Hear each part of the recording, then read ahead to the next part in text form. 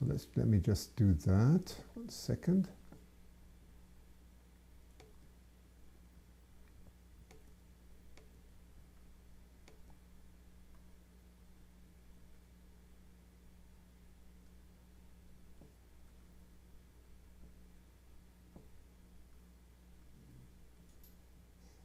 Let me just do that. Okay, that's not good. That obviously is. 1 second. What is going on here? Yeah, here we go. Okay, so hi, this is Christian Sasse Photo. So I'm also live on YouTube now. We're just, for those of you who have never met me, I run this educational wildlife channel with a lot of enthusiasm and your help. I've also got Osprey Mama who helps me a lot, which is absolutely marvelous.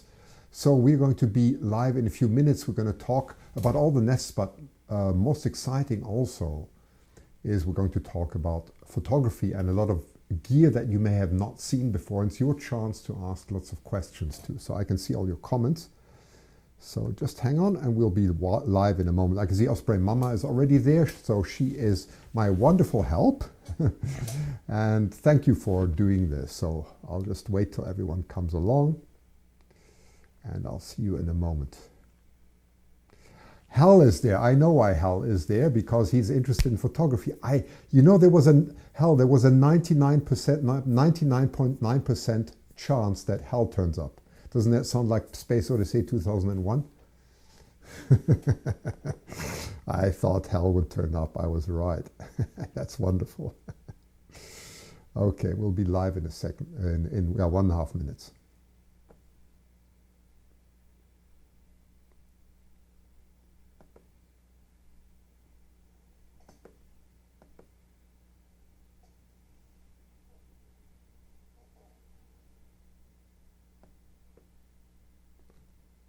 Make sure we don't have any echoes or so.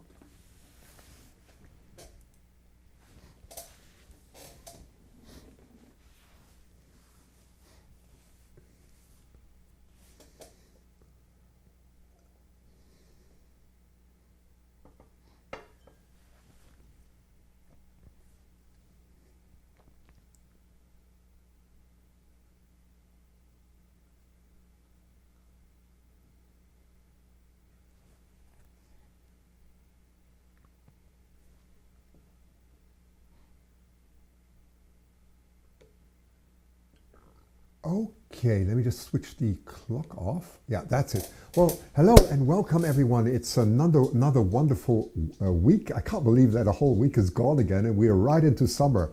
I mean, I don't know how you feel. I see lots of comments there on both YouTube and Facebook. Well, at least in YouTube that, oh, it's so hot. I think Tiger Lily said that, right? I mean, my goodness, at least we here in Vancouver, we are now melting and it's wonderful to wake up from our hibernation. So I don't know how you are feeling, but we're feeling absolutely great. So thank you also to Osprey Mama, who is now the admin. So thank you for taking over there. And that's really great help. I'm really delighted to see all of you. I have, as you can see, this is my new studio. It has a perfect background and it can be changed into anything you desire. Okay, so if you rather would like to see me in sort of a cozy nightclub atmosphere, that is fine with me, or maybe another type of studio that's a little bit more conservative, that's fine. But whatever you may prefer, everything is possible. Okay, so anyway, this is part of the fun part of having a very good green screen now. It's not a green screen, it's actually much better than that. So very nice to see you all. I can see, I just want to say hello to everyone there. I see Chickadee, I said already hello to Hal, Gwyn, Fourth the Bird 6, that's interesting. Ivani is there from Brazil, very nice. Jackie Porter, Kim, Cameron, and so on. I've already said hello to. I'm just going to jump quickly to Facebook. I see Susan Solheim probably, right? Gail Siebler, Jessica Hathaway, thank you for all being here. Jennifer Norris, Cindy Espita, and also Sherry Sickle. Joanne and Margaret, thank you very much for being here. I think you're going to enjoy this. I'll tell you why. This is really exciting. We are now in a new era of photography, and that's what we're going to talk about today. It is really a new era because there's a big shift that is going on, and we're going to get into that in a moment. So before we do that, we're just going to talk, and I don't have that many nests today because not that much has happened, so we're going to concentrate a lot on photography. I also want to give the opportunity to you to ask lots of questions because I've got some very interesting gear to show you that you probably never seen before. But I do want to shoot out one quiz question for you, one quiz question. And this is something to think about. Whatever we do in technology, there is a high probability that nature has already invented it. And what I have here is a gimbal, okay, a gimbal. And I'm going to demonstrate that to you as one of the many gadgets. So my question to you is, where in nature, where has the gimbal already been invented in nature? Okay, that is my question to you. And I want you to think about the answer. Don't put it in the chat, please. Don't put your clever answers in the chat. I want you to keep your answer to yourself. And when we get to the gimbal, I'm going to ask you the question again, and you can phone in and you can win a beautiful picture. Hi, Karen. Hi, Amanda, too. So think about this. Think about this. Where has the gimbal already been invented in nature? There's a very prominent example. There are a lot of examples, but there's one that really sticks out, right? So just think of that. Nature has basically invented everything that we can think of. I know that from my light and optics background. There's so many good examples, but there's one really great example. So don't say it if you know it, but we're going to get there, and then I'll give you a chance to call in. Yeah, maybe I shouldn't say that because I just realized I don't have my phone on here. 1 second. Just give me a second. I just realized that there's always something small that I forget to do. So just give me a second. Let me just make sure the phone, yes, the phone is ready. Okay, everything is fine and in working condition. That's great. So you will be able to call in later, okay? Good, so that's my question. So let's jump straight in now. Just a quick around to the nests. I'm just going to get myself out of the way. And that was also, by the way, some good feedback I got from Osprey Mama. So I think I got myself in the right size now. So we are going to start. I'm just going to take all my papers here so I get this right. Again, thanks to Lady Hawk for all the help here. So this here, many of you may have never seen before, but I'm just going to show you. I absolutely adore peregrine falcons because of the physics behind it. And yeah, I shouldn't say too much. But so this is the Jersey City Falcon Cam. Congratulations, Juliet and Dad. This happened yesterday. Jersey is our beautiful new baby that's hatched early this morning. So we're talking about yesterday. Dad and Jersey. What am I saying? Juliet and Dad. Jersey, sorry, now I misread. Juliet and Dad's Jersey, so she means the Jersey City Falcon Cam. Juliet has laid 4 eggs, and this is the first hatch in the 2019 season. Welcome to the world, little one. We're pleased to have you. So it's a marvelous peregrine falcon. And you know what's so marvelous about peregrine falcons? They have this incredible territory in cities, right? So in the middle of New Jersey, you have them too. 1 second. Okay. Here we go. So I'm just going to spool a little bit forward for you to see the little one. I think it is somewhere. I have actually seen it somewhere. You're just about to see the little peregrine falcon. It's amazing, you know, that a little peregrine falcon develops into such a perfect fly in such a short time. Isn't it amazing?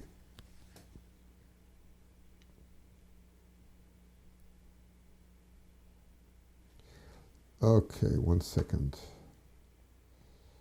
Okay, sorry, I just thought Osprey Mama sent me a message, but that was not the case. Okay, so here is this, anyway, so that is in Jersey. Really a very nice nest. So let's jump to the next nest. Just close this one very carefully. Yes, and guess where we are again? I've just seen someone from Southwest Florida, I think it was on Facebook. So this is E12. Can you believe it, that E12 is still around? It's that's another question I just want to send to all of you. Has it ever been so at the Southwest Florida nest that that juvenile has stayed as long as E12? That's my question to you. You can put the answer in the chat because I just don't know. But what is remarkable about E12 is seen in the attic with her little pine cone toy. I suspect E12 got it from the nest and brought it to the attic. So the attic obviously is the top part. That's how they define it. She was working on it and having fun until pesky Grackle swoops in and causes her to drop it. E12 drops to the nest and then to the veranda and so on. And so the Grackle will dive dom and hit her at 9:15. So I'm just going to go to 9:15 quickly. Let me just go forward. So you can just see that it's right here. So there you go. Yeah, you can just barely see it. You can barely see it. So there's a lot of activity going on. And yeah, thanks for the thumbs up anyway. Thank you very much. So if there's anyone who knows something more about this nest, please let us know. Nice haircut, thank you. That's very kind of you. Yeah, you know what they call this haircut? They call it, nowadays, sorry, I have to give a quick, Chickadee, thank you very much for the very kind donation. I really appreciate it. Hi, Mark. Welcome to. Hi, Lionheart. Very nice to see you all. Oh, sorry. Now I have to jump and not talk much because I don't want this to run into the next video. So I'm just going to close this one quickly. Let me just do this. So that's Southwest Florida. And now we jump to Norway, okay? So just saying something quickly about my haircut before I go on is nowadays you have this terrible haircut. I don't know if you've seen it. It sort of looks like someone put a bucket on your head and then just cut the sides, right? That seems to be in fashion. I hate it. It's not for me. So I learned that the haircut's called 4-8. So that means 4 and 8. Those of you who do haircutting will know what that means, right? So I just tell the barber 4-8 and then I seem to look like a normal person, at least to me. Okay, so let's jump to Småla. Now, if you know the Småla nest, it's a marvelous nest in Norway, 60 degrees latitude. 60 degrees north latitude means that in summer there is hardly any sun, that the summers are extremely long. I lived 60 degrees north in Sweden. This is 63 degrees north, even more north. And it's quite remarkable. You can see the camera and it stays light for a long time there. And you can see how well this little nest is doing.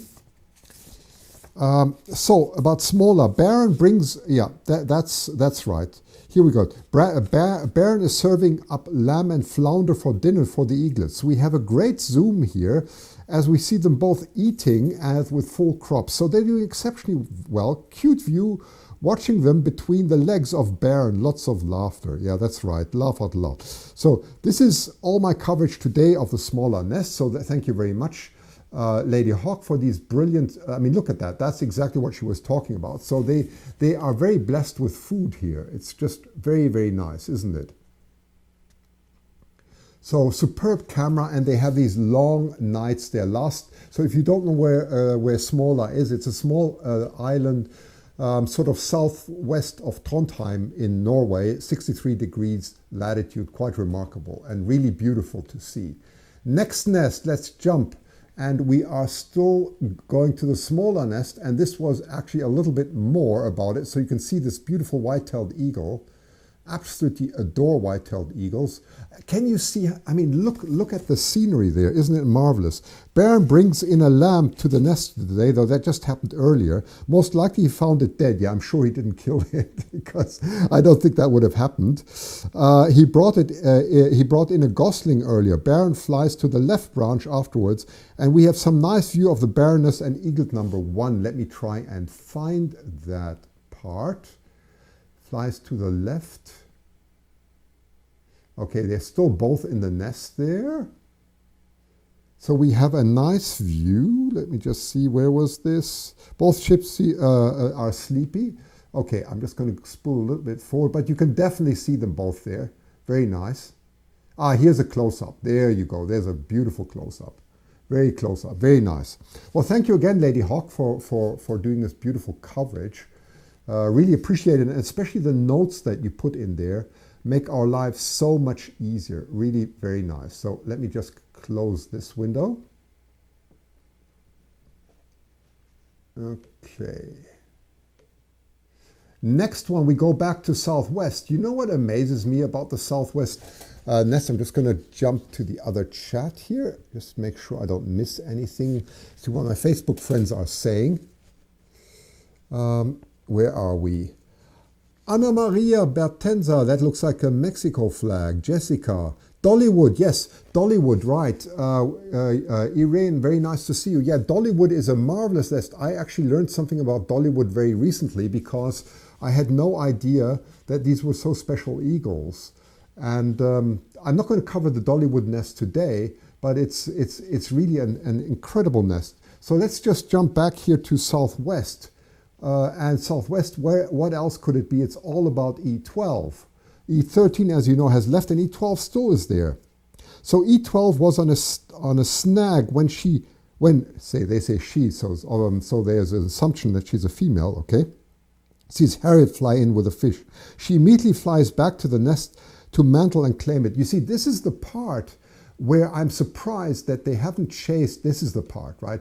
This is where they become super aggressive. So let's just watch that. Super aggressive, and so aggressive that their parents said, I've had enough of you. This is just like in real life. It's time for you to leave the house. Who hasn't had that with their children, okay? But this is exactly what surprised me, that E12 is still there. You could see how vicious they are now. Well, that's part of their development, but it really amazes me.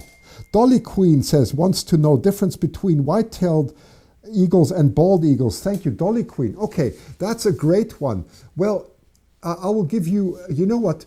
Why don't, Dolly Queen, that's a great question. Why don't we cover that next week? I will show you something I did in Japan. Oh my goodness, what a squabble this is, isn't it crazy? But I'll show you something in Japan. So white-tailed eagles, first of all, they don't exist in North America. That's the first thing. Bald eagles do. They exist in North America. And white-tailed eagles are found in Europe and in Asia, also Japan and so on. And they are slightly bigger than the bald eagle and a lot smaller again than the Steller's eagle. So we'll cover that next time. It's a great question. And again, oh wow, look at that. There's a lot going on there with the fish. That is vicious. It's vicious, isn't it? And again, the Steller's eagle is huge, much bigger than white-tailed. And you know an eagle that's even bigger than that, that's the wedge-tailed eagle in Australia, which I should cover if I go back to Australia in July. It should be a much better time to film some wedge-tailed eagles. Okay, so that's just the quick answer on that. Okay, so as you can see, lots going on in Southwest Florida. I'm absolutely amazed that E12 hasn't been kicked out of the house yet, because the behavior is quite something. So here we jump to Big Bear. You remember Big Bear? That's a marvelous nest because this is Shadow, a first-time dad. You'll probably remember. And today Simba, that's a little one.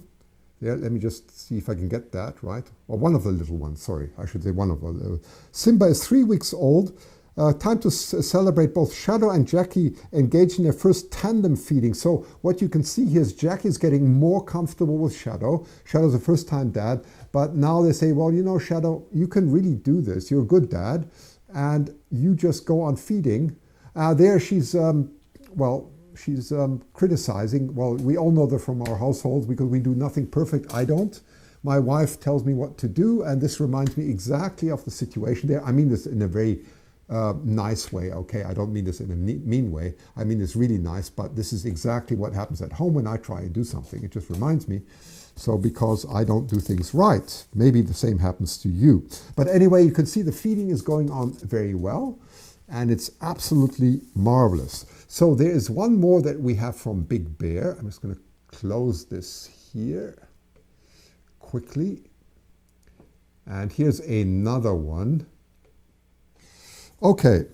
It seems that the kids have a new toy. Stormy has his pine cone to play with, and Shadow also had his fondness for pine cones. But now Cookie has found something new in the nest to play with. Okay, so let me just start this.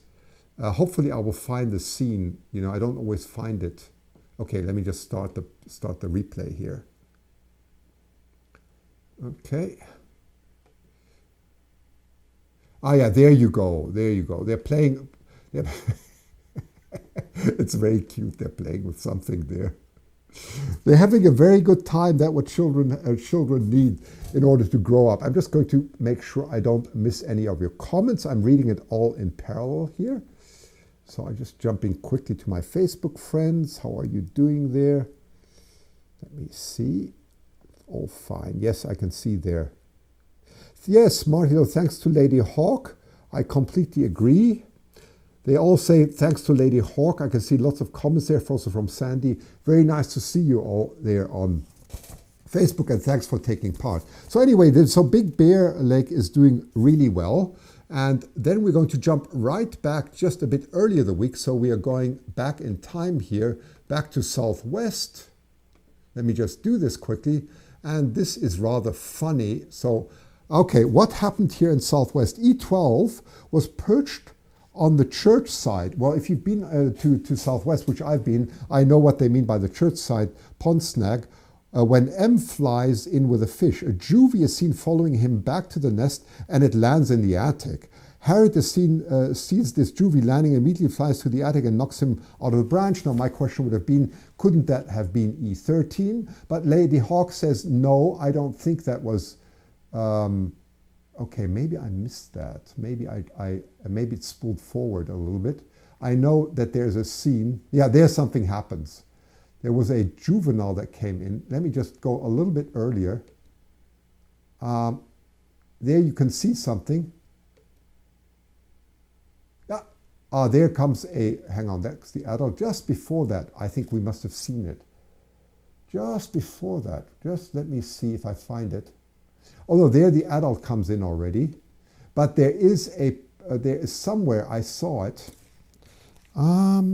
I saw it somewhere, but I know exactly what Lady Hawk's talking about. It just happened so quickly. Let's just look at this in slow motion. But the juvie is kicked off from the branch. So that is the scene. That was where Harriet came in, okay? So you can see lots going, oh, there it is. There the juvie's coming in. That's it. I missed that. Sorry about that. That's the juvie coming in. Or is that already E12? No, then E12 comes in. Sorry, this is the way it is. E12 comes in. There's somebody gets kicked out. So it's very difficult to see. You have to really observe very carefully to understand what actually happened here. But believe me, there was, which is not a surprise, there was an intruder. So Lady Hawk doesn't think it is E13 because it wouldn't have been kicked out. I'm not so sure, Lady Hawk, if that is necessarily the case. If they stay away for quite some time, which E13 has been doing now. But you have a lot of experience, so I'm sure you are right. So the next one is really beautiful because we are now going to West End, which is to Dr. Peter Sharp. And you may remember that I interviewed Dr. Peter Sharp right in the beginning when I started the show. And there is this, let me just play this very quickly so you can see this, and I'll talk in parallel. So what is Dr. Peter Sharp doing from the Institute for Wildlife Studies here? Hiked up to the West End today and removed the eaglets for banding. After removing the triplets, yes, they're triplets here, believe it or not, he carried them just below the nest where they measured for gender. You remember the size that we did for the toe measurements and for the beak. And if the difference is larger than 0, there's a formula. It's a female. If it's smaller than 0, it's a male. And for health check, an orange band was placed on the right leg of the male. So they knew, and an orange band was placed on the left leg for the female. So that's quite clever. So the right leg for the males, the left leg for the females. Really beautiful work what he does here. Absolutely incredible. And you can see it all on camera, which I think is remarkable because you can just see how experienced Dr. Sharp is with the work that he does here. Really marvelous. So do look at this. It's not very often where you have the possibility to see something like this. I probably think that this is probably the only nest where you can see it like this. I think smaller is the other one, right? In Norway, we can also see it as clear as this. Okay, very good. Next one, we are now at the, oh, this is beautiful. This is the Cornell red-tail hawk, the Cornell red-tailed hawks. Why do I like red-tailed hawks? Well, I'm sure you can remember our little hawklet, Spunky, right? And when it was raised, that was 2 years ago already, it's unbelievable. So Big Red gets up from brooding, and one of the little eyes is caught on her and gets pulled out of the nest. You're going to see that now. The little one gets pulled out of the nest, so they get caught on the feet. We had that recently in one of the eagle's nests too. That's actually quite dangerous because they can get pulled out right to the ground if they're unlucky. So that didn't happen though. It all looks fine. But I'm just going to spool a little bit forward here because I have not been showing this nest before.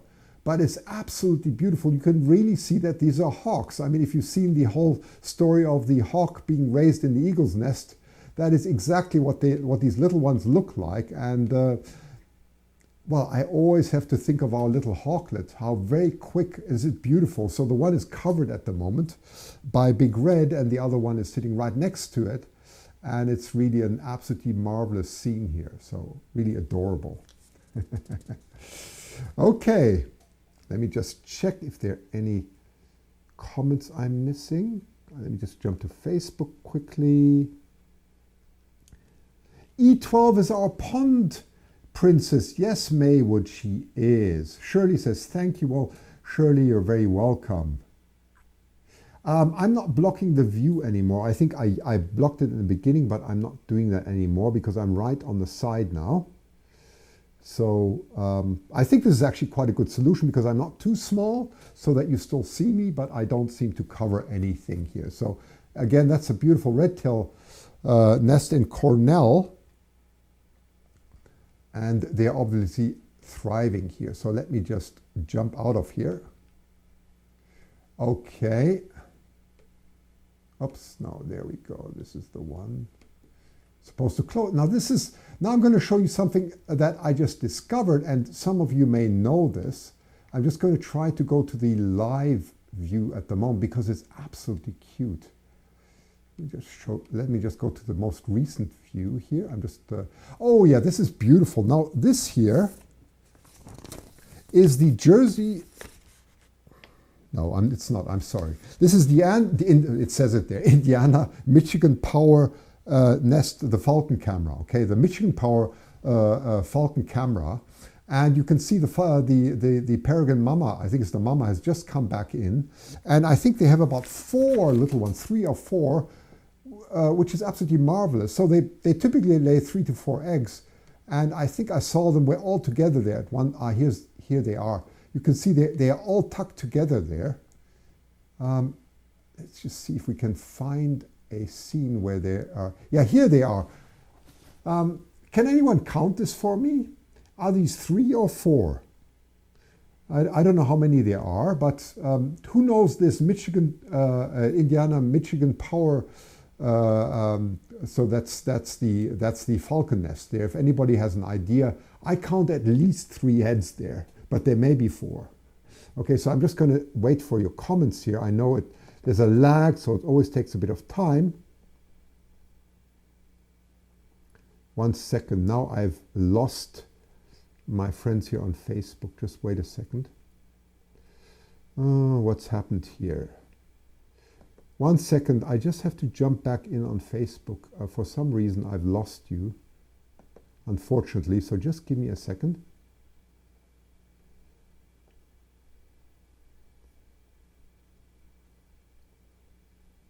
That's weird. What's happened there? Okay, I'm back now. Okay, sorry about that. Marty Lord says, me felt it was like E13. He has been gone long enough to be viewed as an intruder. So Marty does think it's an intruder. And Kay says, yes, she loved Spunky. So I completely agree with that. Absolutely. So yes, Marty, maybe it was. Maybe it was. So Sherry thinks there are 4. Baffle 9 says I see 3. Okay, that's interesting. 1, 2. Here you can see something, right? 1, 2. I see 4. How's that? I think I'm seeing 4 heads. I think we just saw 4, right? I think Sherry's right. It's 4. But what a beautiful nest, isn't it? I mean, I absolutely adore peregrine falcons, and I think this brings us to the end of the nest coverage. Let me just make sure. Let me close this. Oh, this is just the one that I like so much about Berkeley. Here's another peregrine falcon nest. So if you don't know this one, why I like this so much, because it looks super real when I project myself. Wait, not this view, this one. It looks like I'm really sitting there. And let me just make this live. So you can, wait, let's just do this live and running. So that's Berkeley, that's beautiful Berkeley. And it looks so incredibly real, doesn't it? When it looks like I'm sitting there on the balcony talking to you, overlooking the bay, isn't it? So there's another peregrine falcon nest right there. So those of you who didn't know.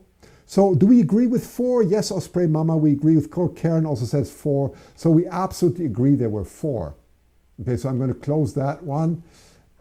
Here is an interesting nest. I was just in the chat. So this here, okay, let me just get my notes out. Okay, so this is a stork nest somewhere in the Czech Republic, right? I don't know anything about it, but I did write to the, and this is nighttime there already, but I did write to the person who seems to be responsible for the nest. I'm just going to spool right forward so we have it in real time. So you can see it's a beautiful stork nest there. I don't know anything about it. I also asked in the chat, but they've referred me to someone on Facebook, and I've written to the person on Facebook. Okay, let me just get out of the way again. Sorry about that. Okay, here I'm getting out of the way. So there's the stork nest. If any of you know something more about the stork nest, I definitely don't. But I've written to the, to the person who is apparently knowledgeable about this. So 1 second, I'm just going to shrink it again. So this is somewhere in the Czech Republic. There is this stork nest, really beautiful. Now you're in the nest, am I not, Sherry? Isn't that funny? I was sitting in the nest actually talking to the parents there and just checking out if everything was fine. Okay. I was thinking of Gentleman Ghost. I don't see him here today, but he was saying, Christian, can't you be live on Times Square? I think that was the debate, and let's see if I can. Well, this is me being live in Times Square now. How's that? That is a live view of Times Square. I just had to show you this really slick view of Times Square. Isn't it marvelous, huh? So that is my window to Times Square. That is absolutely incredible. So you can see it's nighttime there already. Thank you, Osprey Mama. That is very kind of you. Thanks for the kind donation. I really appreciate that. And hi from the East Coast from Times Square. So I just had to show you that quick view from Times Square. It's really incredible. You can be right there now. So I will switch off Times Square. Okay. So before we jump there now, I'm going to ask you a quick question now. So my question to you is, before we get to mirrorless cameras and so on, now we're going to do the jump. I have a gimbal here, a gimbal. This is a gimbal, okay? You can see it. It's got a bit of a shiny background, so it's maybe not so easy to see, but this is a gimbal.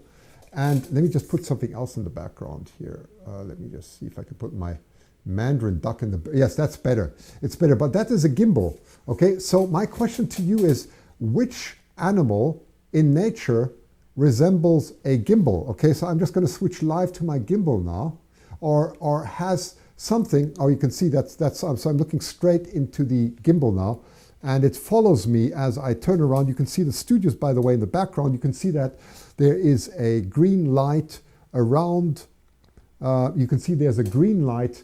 It's a ring around my main video camera, and that causes this type of perfect illusion of the studio. And you can see that's what I'm looking at those screens. That is my build-up here, and this is in the background, by the way. So if there's anybody who wants to call in, I'm going to wait 1 or 2 minutes. Whatever you may call, I'm sure there are a few animals, but just give me a call. You've got, oh yeah, well, you don't know which number, right? So hang on, I'm just going to go back to my other screen because I really want to hear this from you now. So I'm going to put in the number because you don't know what to call. So there's the number. There's the number. Okay, so the question is, which animals, or can you give some examples of an animal where the gimbal is already has been invented long time before it has only been coming into well, you could say really here into a proper product in the last decade or so, right? It's been a long time. Yes, call now. So there you go. You got the 425-223-4960 number. Yeah, and we have someone calling. Isn't that marvelous? So wait a second. I'm just going. Let's hope the connection is going to be fine. Hello. Kristen, how are you? Hi. Who is that, please? This is Dee Lionheart, a.k.a. Dusty. Happy Friday, and thank you for yet another live presentation by you. Well, that's wonderful, D.L. Lionheart. I can see you already put owl question mark. I'm allowed to say that now. So that is great that you called in. I forgot, from where are you calling in? I live in western North Carolina, around the Smoky Mountains. Very nice, very nice. And thanks for always being present in the show. So the question is... I love and enjoy all the chatters and your presentations. I learn a lot. I go ooh and ah all the whole show, so thank you. Oh, that is wonderful. So my question then to you is, what animal resembles a gimbal or mimics that? Well, and explain why. I'm sure there are many, but just explain why you come to that conclusion, please.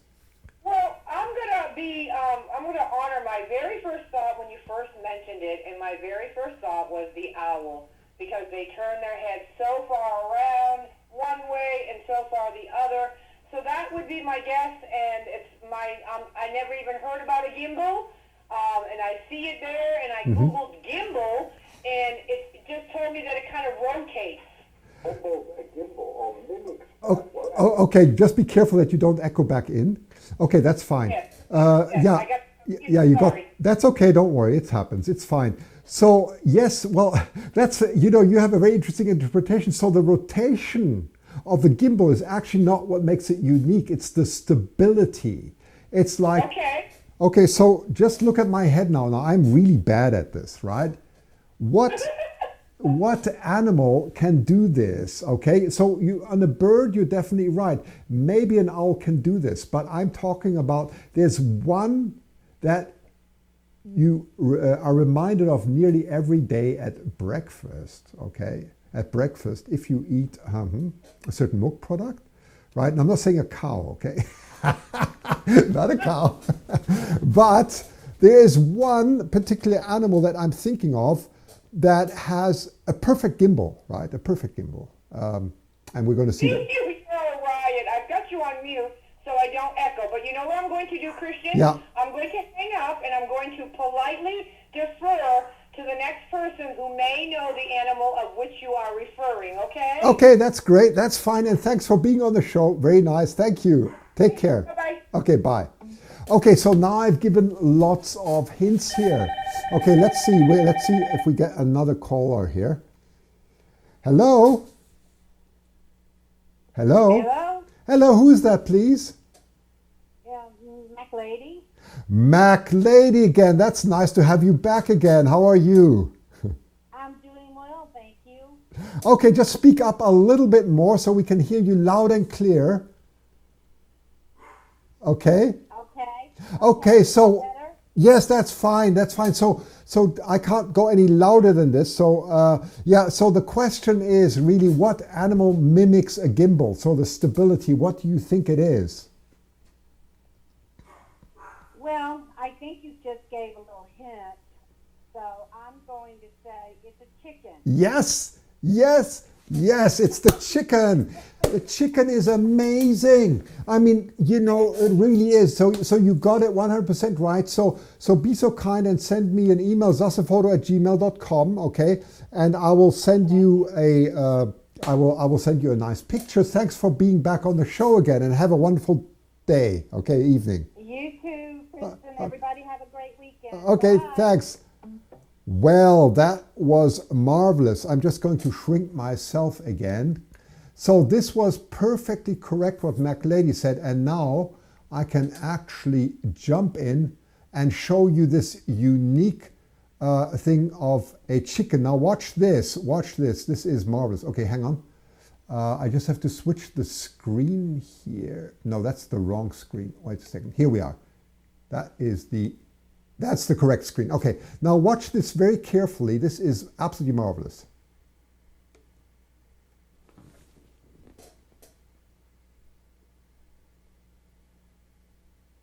Now, they've made a lot of fun of chickens, which is really unfair because, you know, that really is the perfect gimbal. I mean, look at this. The head is completely stable.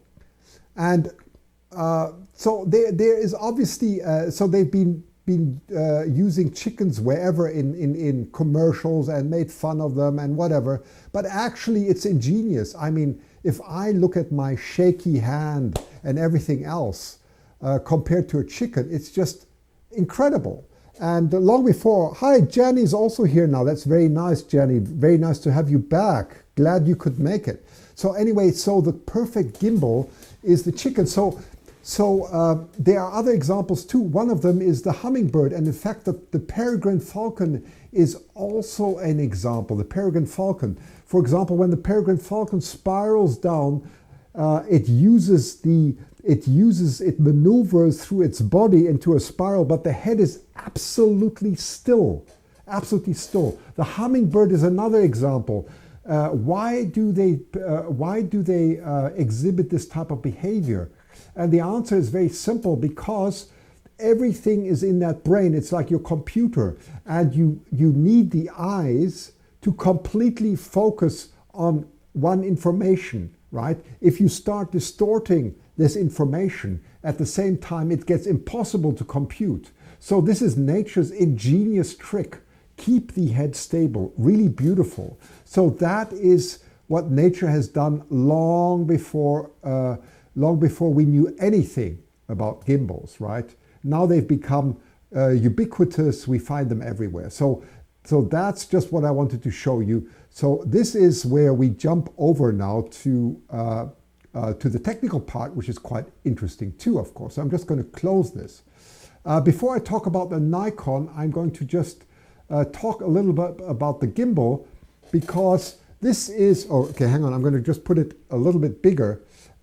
So if I have a recommendation for you, it's a little bit shiny, unfortunately, because of the reflective surface. But if I have a recommendation, these gimbals, and I'm not paid by anyone to do this, but these gimbals are absolutely marvelous because you can move them around. I'm just going to go live now into the gimbal itself.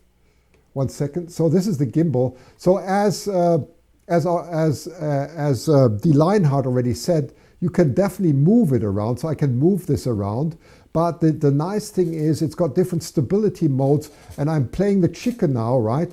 You can also do it in follow mode. It's then it'll do. Oops, sorry, I'm just maneuvering it the wrong way here. Come on down. I don't know what's happening now. It's not. Oh, there we go. It's not behaving. Okay, but anyway, there is a mode which I'm not going to go into now, where it completely follows you and stays absolutely stable, the same as the chicken. But the nice thing is, you can walk around and you can turn it in whatever mode you are, and it stays completely stable. I've made very beautiful videos in Japan because of that. So that is the gimbal. The price now of gimbals are close to $100 US. They've become really cheap now, and the iPhone has become, I'm just going to jump back to the main screen now. The iPhone has become such a good it's not the iPhone, so I should say the smartphone. It doesn't matter what you have. They're all good, whether it's a Google or whether it's an Android or iPhone. It doesn't matter. They're all very good nowadays, or Samsung, whatever. Who cares, right? But they're all very good, and it's something I can really advise you to get. They're very light, and you can also connect the battery to it. It has prolonged life, and it just gives you very smooth video, right? Now, it does get a little bit more difficult. I'm going to put this here because I'm going to try and probably use it, because I'm going to show you lots of gear now. One second. Let's go. So before we jump to the cameras, I want to show you what you do if you have a larger device, okay, a larger device, a camera or video camera, well, you won't believe it, but this device is just a larger gimbal. And it's very handy. You can put a tripod on here, and I've used this. I put my 4K video camera. I can't show you the 4K video camera at the moment, but I saw this in Japan actually when I was in Hokkaido. I was amazed. It's amazing. I mean, we're often on Amazon or whatever, but there's nothing like the old-fashioned shop, which also, by the way, exists in New York, B&H, right? Those are the old types of shops that you find less and less. But when you go in and you can touch these things, that actually caused me to buy a gimbal for my video camera or the DSLR. And it's very handy because you can really move the gimbal like a chicken head, which is really absolutely marvelous, right? How heavy are they? That's a great question.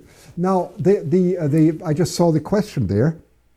So this one is very light. I don't know how much it is. I would say it's about a pound or so, or maybe less. But this one, I'm just going to turn it up because it's reflecting a lot on the screen there. But this one is a bit heavier. I don't know the exact weight, but yes, well, you don't have to compete in arm wrestling in order to carry them. It's not as bad as that. But you do need a strong wrist, okay? Because especially if you have a camera, but you can carry it in two hands and you can carry it in front of you like this, okay? So when you have the camera on, it can become tiring when you walk around, but it's worth it if you don't like to take a monopod or a tripod when you go out into the wilderness. It's worth taking one of these because it just makes the video so much smoother and makes it so much more pleasant, right? And I'm talking to some of the friends here. I'm talking to Pacific Northwest Kate. I'm talking to Osprey Mama and many others who love doing videos. I'm not saying there's anything wrong with your videos. I'm just saying if you're looking for an alternative to the conventional tripod, and if you don't like to carry tripods, consider one of these. Especially if you have a very small light video camera, which many of you have, very light camcorder, it's worth it. And you also get smaller gimbals than these, but it really makes it a lot better, okay? And yeah, my hand is also quite shaky, so I do need these, but it's really worth it. Okay, so much for the chicken head, right? So let me just see if there are any Osprey Mom says, yeah, she's planning on buying one. That's great. I'm just going to jump quickly to, let me see what we have here.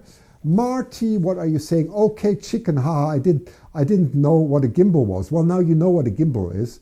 So that's good. So you can see how marvelous nature is in their inventions. So now what I want to do is I want to talk about something very exciting.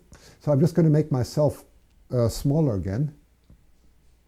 And this really came as a revelation. Okay, do you know what? Before that, I'm going to show you one more thing. I've got so many exciting things here lined up, and I hope Hell is still there. I hope Hell is still there. But this is really something exciting. Now you have to imagine, I have been doing wildlife photography for a number of years now, and I've done really beautiful wildlife photography. But one thing that always irritated me is the following. I have a massive lens. It's massive, massive, massive. It's beautiful. It's an 800, right? It's an 800 lens, and it's absolutely massive. I'm trying to try and zoom in a little bit more so you can see it's a big monster, okay? I'm still strong enough to do this, okay? And you can even hold this because I'm left-handed. I can hold it in one hand, right? So it's okay. And the trick I usually do is I put my elbow against my body and then I use my wrist. You have to have a strong wrist for this, okay? And you can use it. But anything, you can already, when you're standing there for more than 10 minutes, it becomes nearly impossible to carry these. So what I had is gosh, I can't think of the word. Come on. What's wrong with me today? I had it in the moment. It's not a gimbal, and I'm getting old, but it's a fork type mount. If any of you can think of it right now, I don't know it's just escaped me. But you put it in, and it's balanced, and you can nicely. It's a type of fork mount. I just can't think of the name now. I don't know what's happened. But anyway, if any of you can put the name in the chat, I'd be very happy. I'll think of it in a second. It just escaped me because I've got gimbal in my head all the time. It's not a gimbal. You can't put this on a gimbal. This is really way too heavy. But anyway, so the problem with the conventional way of doing it is you can do photography. You can follow it beautifully because it's balanced. But you cannot do videos. You cannot do videos because you get these horrible interruptions and it just looks jerky. And when I was in Japan, I was amazed. I was next to Chinese photographers and I was looking at the gear and said, oh my goodness, I've never seen it. No, it's not a tripod. It's not a tripod. It's something else. It's a tripod with a, oh gosh, I have got a blank. I feel stupid. It's not a tripod. No, it's not a tripod. It's something that you put on a tripod. I should go and get it in a moment. So, I mean, really, shame on me. But I really can't think of it, sorry. But I'm going to show you a very special type of tripod now that I saw, and I was amazed what these Chinese were showing me. I'm just going to go back into the other view now. So I have to be very careful. I've got so much gear here to show you, so just give me a second. So I'm going to push this forward, and this is this marvelous thing. This is this marvelous thing. So you can see this has a special type of video head, and you can see that this is very well balanced, right? So it's like a fluid head. It's a fluid head. And I saw one of these Chinese people using it next to me, and I was amazed. I'm just going to turn my camera in. Let me see if I can get this right in front now, so that I can show you this from another point of view. Okay, so this is in detail now. You can see it. It's a Manfrotto. But what is marvelous, yeah, it's a yoke mount. Yes, oh gosh, but I think you know. Yeah, I saw. I just can't think of it. It's a Wimberley head. I got it. Wimberley head. Thank you, Hal. You got me onto it. It's Wimberley head. It's called a Wimberley head. Strange name, but that's why I couldn't think of it. It's called a Wimberley head, right? So it's like a fork mount. It's called a Wimberley head. Now I've got it. Thank you. So anyway, but the problem with a Wimberley head is that you cannot do proper photography. Now the problem with fluid heads that we've had, they're very heavy. So Manfrotto recently came out with an excellent device. And Hal, I don't know if you've ever seen this, but this is incredible. It's a spring mechanism that replaces the conventional fluid head, and you can travel with it now. It's really marvelous. You can, so I'm going to mount my big camera onto this. I'm going to do a live demonstration that you can see actually how this works. So it's got a special lever here where you can see, and you can adjust the tightness here of the spring. You can adjust the friction here of the rotation here, and you can also the tilt angle can also be adjusted. Everything can be adjusted, but it has to be perfectly balanced. So before I do that, I'm just going to jump back now so you can see the main view. Maybe I'm going to put in a bit different background. So it's a bit difficult to see, isn't it?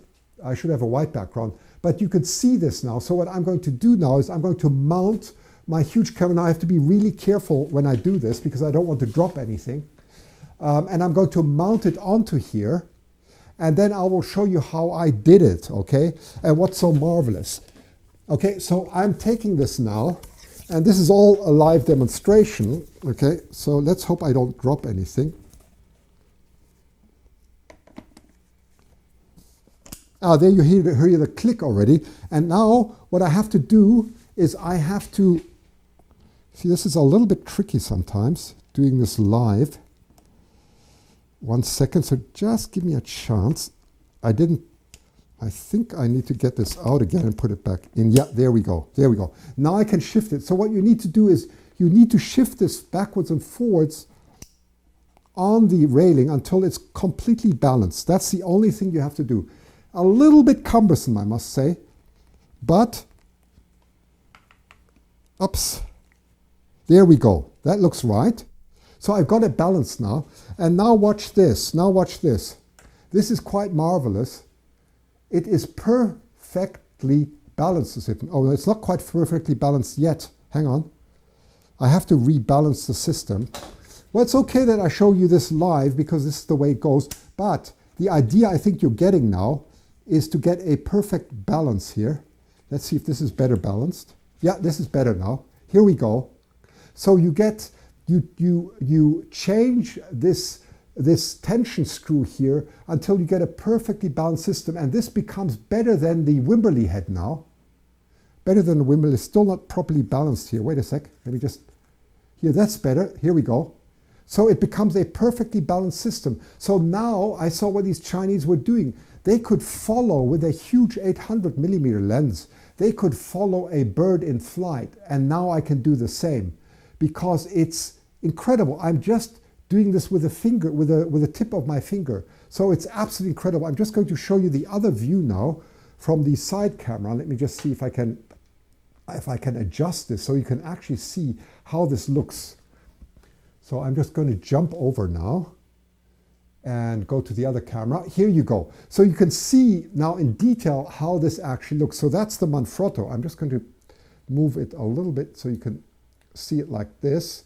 And there's another nice thing. I'm going to rotate it around now, and you can see this is how it tightens. It's just a lever. It tightens. It's completely tight. There's the whole lens is on a railing, and you can see I can fasten this and keep it tight in any angle, which is really beautiful. What makes it even better is there is here at the bottom, when I loosen it, let me just tilt this so you can see this right here at the bottom. Okay, I'm going to really tilt this. This is wonderful. I can do this all with one hand and actually show you in real time. You see that I can loosen this screw here, which I'm doing now, and you can do the leveling here. I'm doing the leveling at the moment. There's a small, I'm going to go up again. There is a small, right here, you can see, you can just make out there is a leveler here. So as soon as this is centered, this is absolutely perfect, as you can see. So you can level it out without ever having to adjust the legs, which takes you just a few seconds. So it's quite marvelous technology, really beautifully done and really stable. So I just wanted to show you, that's what I learned on my trip to Japan. Was absolutely fantastic.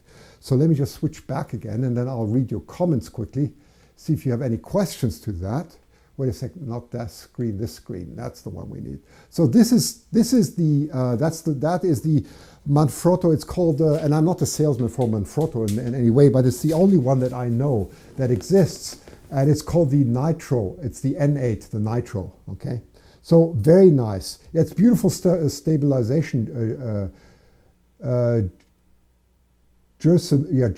Jersey Me. That's right. That's Jersey Me. So it is really beautiful. And I mean, when you're out there, you can now, I will be able to follow birds in flight with this device, which is really what I love doing, because I'm going to go down to White Rock Beach very soon and follow eagles this way. And it's the first time I can ever do this. I could never do this. You have this beautiful camera and you cannot use it for video. What a shame, right? Well, that is now finally possible. So that's why I like fluid heads, because they're just so buttery smooth. You know, they really are smooth, and I think Hal will agree with that. So that was the Wimberley head cannot do this, right? It makes your takes off all the weight and is absolutely marvelous, right? Okay, I'm just going to read quickly. Let me just go to Facebook, see if there are any questions there. Okay, and a gimbal now. Yes, Marty says, I need a phone and a gimbal. You do. And the gimbal is really worth buying if you buy anything. And you take your smartphone do get a gimbal, because it's light and it's really worth it. And I can only see a lot of advantages, right? Irene says she's only learned about a gimbal recently. Well, anyway, that's one of the big important investments that you can do. If you don't have a budget for photography, I understand, but it's really worth it. Okay, that's amazing. CBC will call you soon. Okay, MacLean, nothing in Japan is cheap. Yes, I didn't buy this in Japan, by the way. I bought this in Australia. I bought this because it was cheaper there, surprisingly enough. It's Manfrotto, but it's Italian design of the best. Absolutely the best. That's it. Okay, so just to show you. So that's enough about stabilization. Now we come to the camera itself. The camera itself. Now look at the camera. Okay, let's talk about cameras now. This camera here has done me so much good. It's the Nikon D5, 16 megapixel camera. Well, some of you say, well, my iPhone has also got 16 megapixels now. Well, I have to tell you that's not the same, because this is a huge chip. Your camera, your little phone has a small chip, and there is a huge difference in quality, okay? So still this is superb, and this is what we call a DSLR has a mirror. So I'm just going to jump now. Before I go to that, let me just see, where is it, what I want to show you next. Yeah, here we go. Let me just get out of the way quickly. I want to quickly explain to you what the difference is between an SLR and a mirrorless camera. Okay, so on the left, what you see is the traditional SLR. Even my father, I always had, photography was always klang for me. Klang, klang, klang. That was photography, right? You didn't take a picture if there wasn't the klang, pong, you know, that was taking a photography, right? Real, you know, I mean, that was the time of Pentax, of Canon and Nikon 2, and you know, quite a few others, Zeiss, of course, and many others, you know, who were in this type of markets, and some of them are not in the market anymore. But that's, anyway, I think Zeiss was more on the lens side, not so much on the camera side. But anyway, so the traditional way this happened was, what I loved about these devices is you look through them and you can see what's going on. That was the way I grew up. You look through, and this is the way. I never liked these other cameras where you just don't properly see what your target is, and that's what resulted in a lot of good photography, by the way, is the ability to see that. And the way this works is light comes in through the left side. You could probably just see it, I can't point it out, hits a mirror, a 45 degrees mirror, and the chip, the CCD chip, that is your film, that's your digital film, or your film, is blocked, and they're also blocked by a shutter. Light goes up into what we call a pentaprism. A pentaprism does nothing else but turns the upside down image, because your image goes upside down through the mirror, back into the real one. Mac Lady wants to know the price of the Manfrotto. Yeah, you know, Mac Lady, the price of the Manfrotto varies, okay? So I bought mine as a package. Mine cost about $1,000. I got everything, but that's the beautiful tripod and everything in one. So it depends very much if you can get a package deal. I would recommend a package deal, because the you know, it's not only the fluid head, it's everything. I think the fluid head costs about $200-300, somewhere around there, if I remember correctly. But if you take everything in a package, I think it was, you know, it was quite a good bundle. So that was a good question. But anyway, coming back now to the SLR. So that was the idea. So you look really through the objective and you see what's going on at any moment. So this is the way I grew up, right? And I loved this way. And I never thought the day would come where mirrorless cameras would really have a chance. Now on the right, you see the mirrorless camera. It seems rather obvious. The light goes directly onto the sensor, and you say, well, why do we need an SLR? Well, the answer is because you can look directly at what's going on and you see it in incredible detail. There was no alternative until Sony came a few years ago and absolutely revolutionized the mirrorless market. They came out with the big breakthrough for them was really the Sony A7. I don't have one here, but that was the big breakthrough. And I couldn't help but start wondering about it. I'm just going to get this out of the way. Just let me just get this big thing out of the way, because I just want to get some space here now. So recently, Nikon, who is in a lot of trouble, by the way, let me just zoom this in a little bit more so you can see this. This is the Z7, a marvelous camera. This is a marvelous camera. It's a Nikon Z7. I'll explain to you in a moment what it all does. I'm just going to get this out of the way here. The Nikon Z7 is a mirrorless camera, and I started reading about it. But I thought, you know what? I'm going to stick to the DSLR because I know it and it works fantastic. There's no reason, and then there's no way that you're going to convince me to go to mirrorless for many reasons, right?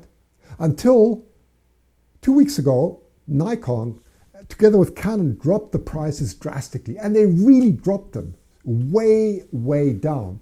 And what has happened in Japan is there's such competition still from Sony. Sony absolutely dominates the mirrorless camera market. It's quite incredible, you know. So the Amanda wants to know what you would recommend for a good starter camera. I will get to that, Amanda. Can I answer that question in 5 minutes? It's a brilliant question, Amanda, and I will get to that, okay? This is not your starter camera, okay? This is the professional grade camera, but I have a good answer for you. I have a good answer for you, okay? So give me 5 minutes. You're going to bring me right to the next point, okay? How's that? I'm going to suggest something marvelous to you, really marvelous, okay? So anyway, what I found remarkable, so the prices dropped. So suddenly this camera here, that usually costs an arm and a leg, went down quite a lot because Nikon and Canon seem to be, despite the innovation, they seem to be losing a lot of market still to Sony on the mirrorless cameras. So the price went down so much that I went to my local dealer, where I also get very good prices, by the way. He always gives me better prices than anybody else, even better than I get in the States, by the way. I can't tell you who it is, but I get very good deals that way. Anyway, so I bought this for about just above $2,000 US, which is a 45 megapixel camera, which is very cheap. This is the equivalent of the D850. The Z7 is the top mirrorless camera. And I thought, well, okay, I bought it now. I want to see what this is about. And it blew me over completely. It blew me over. This is my 300 f4 with an adapter, okay? So I'm using all my traditional lenses that I have. It's very light. That's a 300 millimeter, and it's got what you call an FTZ adapter on, and the camera is outstanding. Why do I love it so much? I can tell you straight away. Well, first of all, from a charging point of view, this is what nobody talks about. I can now use a USB-C cable. I can use the same laptop that I charge here, the same cable I can use for the camera. Not only that, but the viewfinder is outstanding. I mean, the viewfinder is outstanding. Let me see if I can get this on and show you what I mean. Just 1 second. I'm going to try and get my gimbal back on here. And hopefully you'll be able to see it. I'm just going to switch this on. And I will, just 1 second. Yes, there you go. Okay, so I'm going to switch over now. This is the nice thing that I can show you everything in close-up. So here you go. This is the back screen of the Z7, and it's got a foldable screen, which is very nice, by the way. So you can, the D850 has exactly the same properties, by the way, but this is the mirrorless one. But the nice thing, what I can't show you at the moment is it's got a leveler. Can you see the leveler? Now, if you look through the viewfinder, you can also see a leveler in the viewfinder. It's marvelous. I can't show it to you, unfortunately. I don't think it's going to work because the camera doesn't get fooled. But the viewfinder is now, the leveler is inside the viewfinder, and you can see your histogram inside the viewfinder. Well, I cannot do that when I look through the DSLR. I cannot do that, right? So that came as a big surprise to me. I said, wow, this is good. And the viewfinder is exquisite. It's so good. I was amazed because, yes, we are actually looking through the lens now, but via a chip, not the direct mirror way, right? But I was absolutely blown away by the quality. And this goes also all the way up to 1/8,000th of a second. So, and it's still, by the way, listen to this, you still have the clack. Now, what you could do also with mirrorless cameras, it's got a mechanical shutter, and I won't go into details now, I'm not going to bore you with, but if you want to take very fast images all the way up to 1/8,000th of a second, you need a mechanical shutter because you get something that you call a rolling shutter. I'm not going to bore you with that, but for speeds under 1/2000th of a second, especially about usual day-to-day things, you could do it electronic, you put it in silent mode, and it's completely quiet, which is very nice for nature, by the way, very nice for nature, because you don't have this irritating clunk anymore, which I love, of course, but Many birds don't like this, right? And it becomes completely silent. It's very nice. Very nice. It's very light. And so a few other things quickly about the camera. So it's got all the bells and whistles, and the nice thing is also it's got a Wi-Fi connection. Finally, Nikon does it. Finally, for an expensive camera, you get it for all the cheap cameras. You get a Wi-Fi connection. Finally, they've done it for their top models too. You get a Wi-Fi connection. You can use an app with your phone, and you can remotely control everything, especially for astrophotography, for wildlife. You can remotely control it, which makes life just so much nicer. There's no more remote control that you need. That'll be your iPhone or your smartphone now. And you can download the pictures directly onto your phone now, which is just really nice. What are the disadvantages of the camera? Very, very few that I can see. One is it's only got one camera slot, okay? You could probably see that it's only got one camera slot. I'm just going to pull out the camera. So this is an XQD card, by the way. That's a very fast card, but it's only got one single one, which I don't find too bad because you can get quite large slots on. So I don't find that a major disadvantage. The battery life is still a bit shorter. But it's got the possibility to now charge it with USB-C cable, which I find a huge advantage, okay? Hal says, what's the physical size of the sensor? Okay, that's a great question. Hal, they are identical. In this case, we are using a full sensor, okay? I'm going to answer your question now, and then I'll get to Amanda, okay? So let me just jump back on the main screen. I'm getting lots of questions. Yes, I got that. I just saw Hal's question. Oh gosh, Osprey Mama, sorry, I'm getting a bit confused here. So many things. So let me just jump back and make myself small and answer Hal's question first. Here we go. Okay, so this is the Z7, and I'm not paid by Nikon to do this. I don't care, Sony is very good. As long as you can use all your old lenses, just make sure you can use them. I can use them. Otherwise, I would have never done this jump. But I'm just going to give you the technical specs very quickly. Let me see where we are now. Where are we? Gosh, now I have to really look. Oh yes, now I can see. That's the price. Oh no, sorry, that's we're going to get to in a moment. So the sensor is a full frame sensor. I don't have the specs on here, Hal, but it's a full frame sensor. Okay, it's a full frame sensor, an FX sensor. Okay, so that's your typically 35 by whatever millimeter film. It's quite marvelous. So that's a mirrorless camera with a full frame sensor, which gives you insane quality, the same as the D50 with 46 megapixels. That is absolutely outstanding. Okay, so I hope, Hal, that answers your question, right? So that's the physical size. So you are also asking another question. So the general question with mirrorless cameras is, again, it depends. The same as you have DX cameras and you have FX cameras with DSLRs, you have similar things with the mirrorless camera. So I'm going to answer now.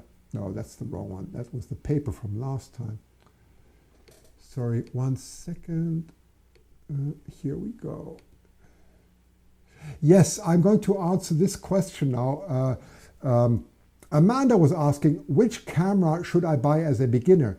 Now, if I had to go into one place and have everything, you want a good video camera, you want a fairly decent, I'm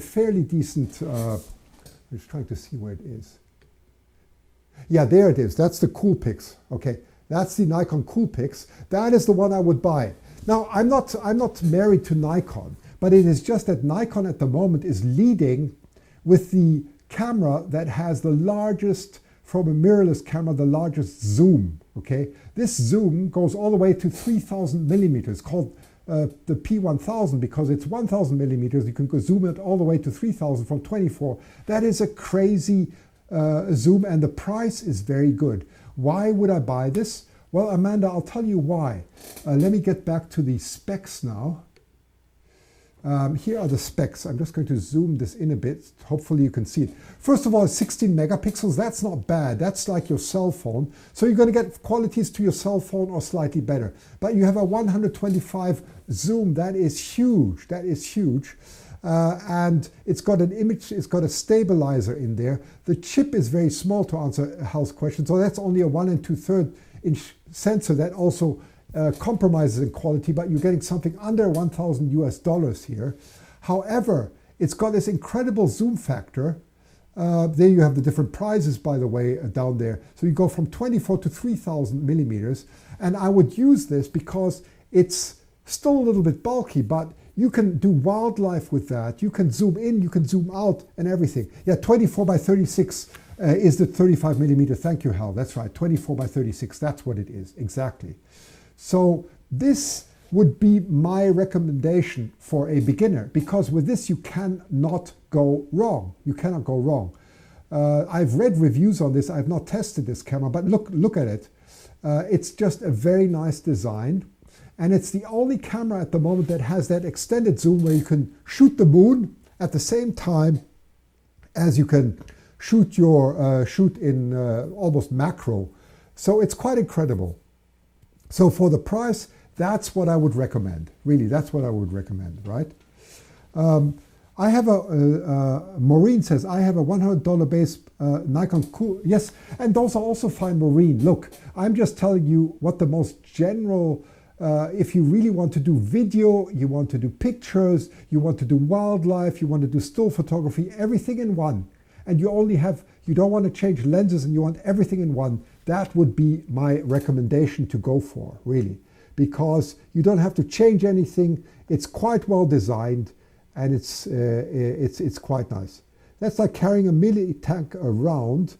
Dale, I don't know if you're referring to the Manfrotto. Yes, the Manfrotto probably, yeah, it is still quite heavy. But anyway, the nice thing about this camera is the P1000 is that you have this incredible flexibility with it, right? So that would be my recommendation. The ISO is not bad either, all the way up to 6,400. That's not bad. And you can do all the way from 1/4000th of a second, which means you can also do hummingbirds, all the way to 30 seconds, which means you can also do astrophotography, everything in one. That's not bad. Very interesting, very helpful, says Amanda. I would love to learn. Up to now, I'm just use my cell. Well, that's fine, Amanda. But with this thing, you cannot go wrong. Okay, so that's my sorry. I'm not a salesman here. It's just what I would recommend.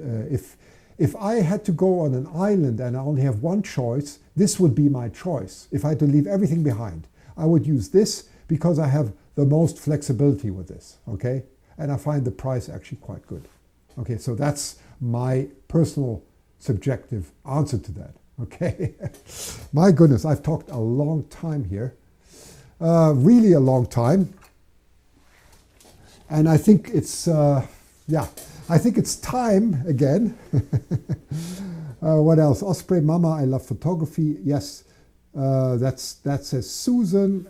Julie has no budget for anything. Well, unfortunately, if you don't have a budget for anything, then the only way you could do this is to win these type of cameras. Now, I'm not in that stage yet where I'm going to make them as prizes, but maybe one day that will come. So it may be possible one day, okay? Hopefully it will, okay? So anyway, I hope you enjoyed it. We can talk a lot more about camera gear in general. What I would like to do is show you much more slow motion footage. I've done some incredible slow motion footage that I haven't even published yet. So there's a lot more to talk about.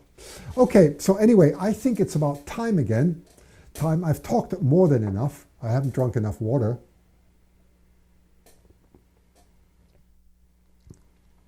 And I hope you enjoyed it. And thanks for your contributions. And it was a bit different today, but I think very exciting what's going on in the photography world. So mirrorless cameras are going to be up.